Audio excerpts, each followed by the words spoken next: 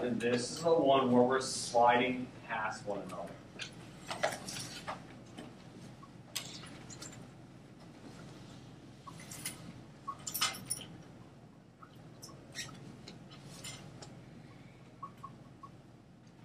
So in the transform boundary, the two plates are simply sliding past one another.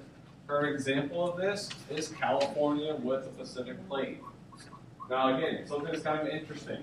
San Francisco, the city of San Francisco sits on the North American plate. LA, go figure, not technically part of North America. Can't imagine that. Okay, that's actually sitting on the Pacific plate. What's going to happen is that over time, we're going to see here in this animation, the Pacific plate is actually moving to the northwest. The North American plate is moving to the southeast.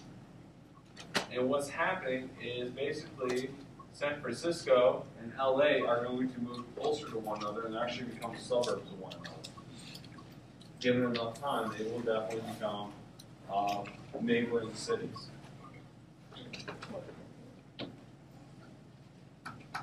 Okay, now there's one last thing I want to talk about today.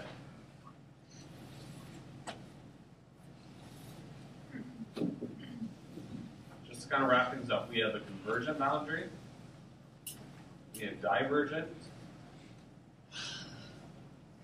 and we have transform. Okay.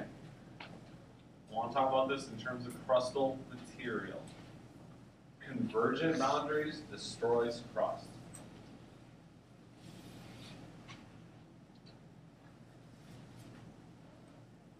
Right, and it destroys it because of the subduction. Being forced down into the mantle and eventually melts off the crust, so it actually destroys crust. Divergent, on the other hand, creates crust.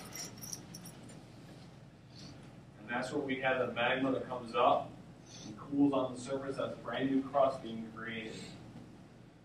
And then in the transform boundary, we have a preservation of crust. Crust is not being created or destroyed, it's simply being deformed. It's being twisted and deformed, but it's not being destroyed, it's not being created, it's being preserved. So the crust is basically just getting changed in its shape. Those are the basic concepts I want you guys to know. Tomorrow we're going to open up with having you guys make some posters on all of these things we talked about today. Alright, so I did a homework for you.